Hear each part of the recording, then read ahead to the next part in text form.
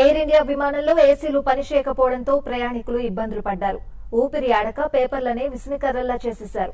నిన్న బెంగాల్లోని బాగ్డోరా నుంచి ఢిల్లీకి A1880 విమానం 168 మంది ప్రయాణికులతో బయలుదేరింది. కాసేపటికే ఏసీ పనిచేయడం మానేసింది. 10 నిమిషాలు గడిచినా సమస్య పరిష్కారం కాకపోవడంతో కొందరు ఎమర్జెన్సీ ఆక్సిజన్ మాస్కులు ధరించారు. అయితే అవి కూడా పనిచేయకపోవడంతో టెన్షన్ పడ్డారు. ఈ వీడియో ఇప్పుడు సోషల్ మీడియాలో వైరల్ గా మారింది. ఈ సమస్యపై తర్వాత చాలా మంది ప్యాసింజర్లు యాజమాన్యానికి ఫిర్యాదు చేసినా స్పందన లేదన్న వాదన వినిపిస్తోంది. ప్రభుత్వ రంగానికి చెందిన ఎయిర్ ఇండియా సౌకర్యాల విషయంలో మిగతా ఎయిర్లైన్స్ తో పోలిస్తే వెనకబడే ఉంది. కానీ ఇలాంటి సాంకేతిక సమస్యలు తలెత్తినప్పుడు వెంటనే పరిష్కరించకపోవడం పట్ల ప్రయాణికుల నుంచి విమర్శలు వెల్లువెత్తుతున్నాయి.